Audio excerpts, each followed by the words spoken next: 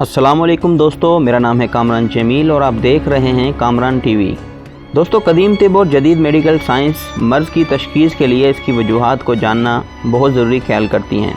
इंसान को लाहक होने वाली जिस्मानी और नफ्सियाती अमराज की वजूहात दो तरह की होती हैं। एक मुकम्मल तौर पर मादी, तबीयाती या जिस्मानी वजूहात हैं और दूसरी ख़ानदानी, मुआशरती, ज़हनी और रोज़मर्रा के मामलात से मुतालिक वजूहात हैं। मादी वजूहात के लिए मर्ज़ की अलामात देखी जाती हैं, मुताल्लिका अज़ा और जिस्मानी निज़ाम के टेस्ट करवाए जाते हैं ताकि मालूम हो सके कि जिस्म का कौन सा उज़्व दुरुस्त काम नहीं कर रहा। इन तमाम हासिल करदा मालूमात की बुनियाद पर मर्ज़ की जुज़वी तशख़ीस होती है, लेकिन मुकम्मल तशख़ीस के लिए दूसरी किस्म की मालूमात ज़रूरी हैं। मसलन मैदे के अल्सर के टेस्टों ने ये तो बता दिया कि ज़ख़म कहाँ है, कितना गहरा है और किस कदर ख़तरनाक है, लेकिन इसकी मुकम्मल तशख़ीस के लिए एक माहिर डॉक्टर कागज़ कलम पकड़ कर बैठ जाता है और मालूमात का एक चार्ट मुरतब करने लगता है, जिसे केस हिस्ट्री कहते हैं।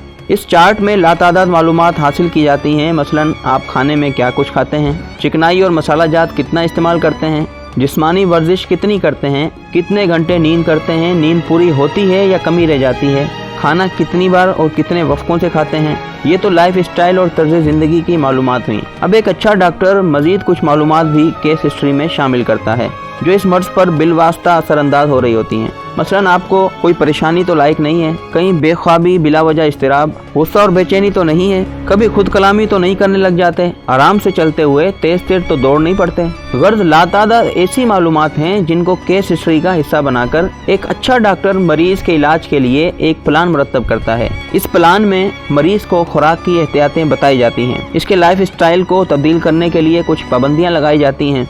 अगर वजूहात नफ्सियाती भी हों तो फिर दवा को मौसर करने के लिए मुख्तलिफ किस्म के हर्बे इस्तेमाल किए जाते हैं और जिस्मानी वर्जिशें भी बताई जाती हैं, जिससे आदमी ज़हनी तौर पर पुरसुकून हो जाता है और यूं इसकी बीमारी का तशफ़ी बख्श और शानदार इलाज मुमकिन हो पाता है। दोस्तों, बिल्कुल इसी तरह बस्तियों, शहरों और मुल्कों पर अचानक टूट पड़ने वाली आफतों की वजूहात जानने के लिए भी एक तफसीली केस हिस्ट्री मुरतब करने की ज़रूरत होती है।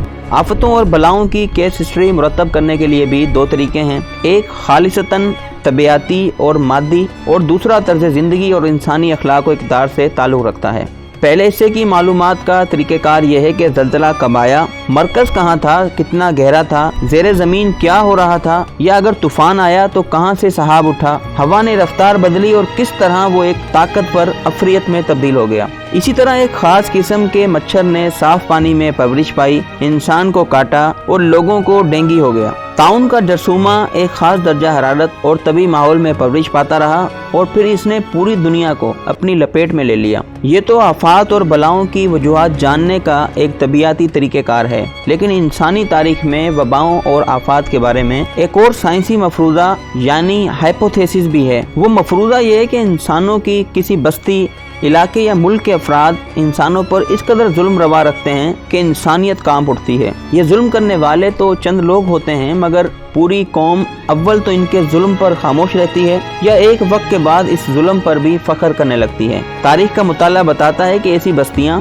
तबाह और बर्बाद हो गईं। कुरान पाक में भी बस्तियां तबाह करने का यही उसूल बताया गया है कि कौम समूद पर अजाब की वजह बयान करते हुए अल्लाह ने फरमाया, और शहर में 9 आदमी ऐसे थे जो जमीन में फसाद मचाते थे और इस्लाह का काम नहीं करते थे। पूरी बस्ती इनके जुल्म पर खामोश थी। अल्लाह ने इन पर ऐसी चिंगाड़ भेजी कि वो धुनी हुई रुई के गालों की तरह हो गए। अल्लाह ने रसूल अकरम सल्लल्लाहु अलैहि वसल्लम की बेसत से कबल हर अजाब, आफत और वबा का कुरान में यही पस मंजर बताया है, लेकिन बेसत रसूल सल्लल्लाहु अलैहि वसल्लम के बाद से लेकर आज तक दुनिया में वबाओं की सूरत लातादाद बीमारियां फैली जिन्होंने बस्तियां उजाड़ दी। क्या इन आफतों के पीछे भी कुदरत का यही उसूल कार फरमा था? आज हम सिर्फ एक वबा की केस हिस्ट्री आपको बताते हैं। नाज़रीन, गुज़िश्ता 1400 बरसों में सबसे बड़ी वबा या आफत प्लेग या ताउन थी, जो 1331 ईस्वी से 1353 ईस्वी तक 20 साल यूरोप पर राज करती रही और मोहतात अंदाजे के मुताबिक इसकी वजह से यूरोप की 70% आबादी मौत की आगोश में चली गई। इसे तारीख में ब्लैक डेथ यानी काली मौत के नाम से जाना जाता है। इसकी तबियाती वजूहात ये थी कि मंगोलिया और इसके इर्द गिर्द के इलाकों में गर्म मौसम की वजह से ताउन के जरसूमे यर्सीनिया पेस्टिस की पैदाइश हुई। मौसम की वजह से अफजाइश बहुत तेज हुई और फिर ताजिरों और मंगोल अफवाज के हमरा ये जरसूमा उड़ती हुई मक्खियों के साथ साथ देश बदेश सफर करने लगा। ताउन का ये जरसूमा जहाँ से गुजरता लोगों को ताउन का शिकार करता जाता, लेकिन एशिया और अफ्रीका में अमवात की तादाद इतनी ज्यादा न हुई। मगर इस जरसूमे के सफर के मुताले से मालूम होता है कि अल्लाह ने इस आफत, वबा और बला के असल हदफ के लिए यूरोप की सरजमीन का इंतखाब कर रखा था। क्रीमिया की बंदरगाह काफा पर यह जरसूमा हजारों मील का सफर करके सन 1347 में पहुंचा। इटली के शहर सिसिली में अक्टूबर 1347, वेनिस में जनवरी 1348, इंग्लैंड और पुर्तगाल में जून 1348 और फिर फ्रांस, जर्मनी और यूरोप से होता हुआ वापस मंगोलिया के पड़ोसी मुल्क रूस में 1350 में पहुंचा और मौत ने यूरोप का चक्कर मुकम्मल कर लिया। काली मौत में 70% यूरोपीय आबादी खत्म हो गई और 2 करोड़ लोग लुकमा अजल बन गए।